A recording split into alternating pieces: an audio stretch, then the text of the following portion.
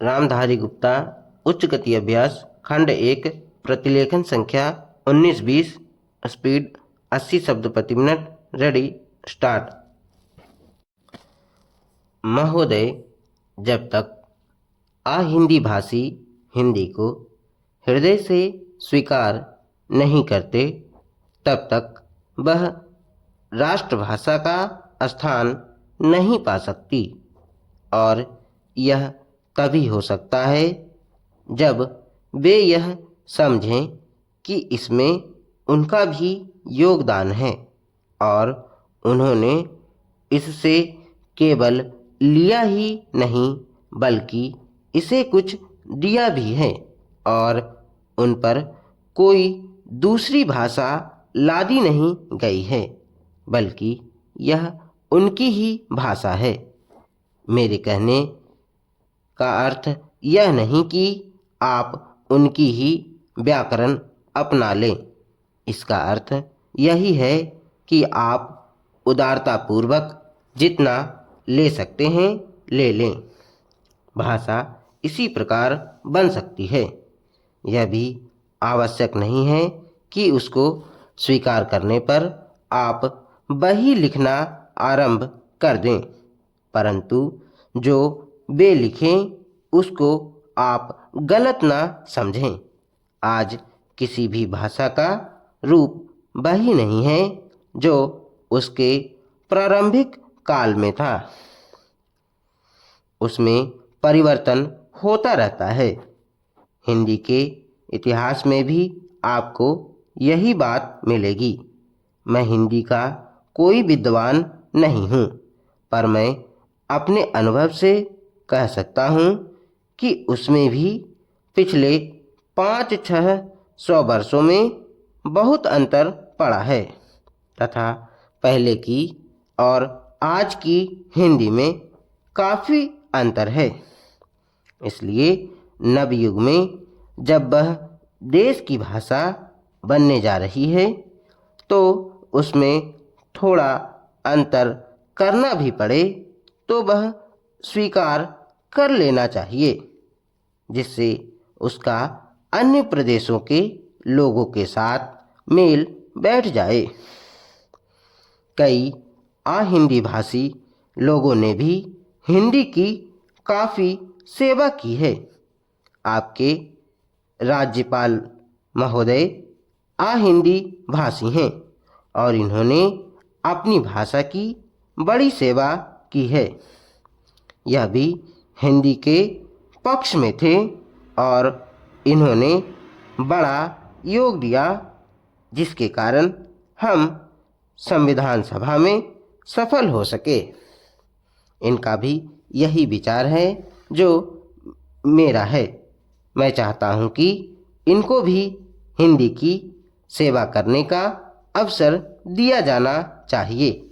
उसका फल हिंदी के लिए और देश के लिए अच्छा ही होगा। मानपत्र में आपने संस्कृत के संबंध में कहा है। मैं मानता हूँ कि हमारे देश में संस्कृत का अध्ययन आवश्यक है, क्योंकि देश की सभी भाषाओं का स्रोत वही भाषा है। संस्कृत से हमारा संबंध अटूट है। इसकी पढ़ाई लिखाई कम हो गई है। यह हमारे लिए दुख की बात है। मैं आशा करता हूँ कि इसकी उन्नति होगी। महोदय, मैं अपने बारे में कहता हूँ। जब मैं छोटा था और कॉलेज में पढ़ रहा था, तब रूस और जापान के बीच युद्ध छिड़ा। उस समय समाचार पत्रों में जापान के संबंध में बहुत सी बातें छपा करती थीं। उनमें एक बात यह भी थी कि जापान में समूरिया जाति के लोगों ने अपने सब अधिकार वहाँ के राजा को दे दिए थे। उसके बाद जापान बड़ी उन्नति कर सका। हम लोग यह पढ़कर आश्चर्य और सराहना करते थे। उससे बढ़कर हमारे यहाँ के लोगों ने स्वराज्य स्थापित होने के 1-2 वर्ष में एक उदाहरण उपस्थित करके दिखाया। हम भी अपने हजारों वर्षों के इतिहास को नहीं भूलेंगे। जो रियासतें अलग अलग स्थापित हो गई थीं और एक प्रकार से भारत कई टुकड़ों में बटा हुआ था, वे सब टुकड़े एक हो गए। आज ब्रिटिश भारत और देसी रियासतें मिलकर एक हो गई हैं।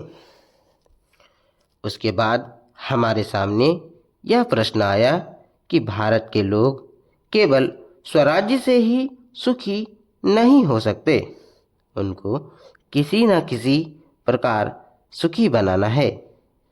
इस संबंध में सरकार ने अपनी ओर से प्रायः सभी राज्यों में जमींदारी और जागीरदारी उन्मूलन के कानून उपस्थित किए और वे कानून पास हुए।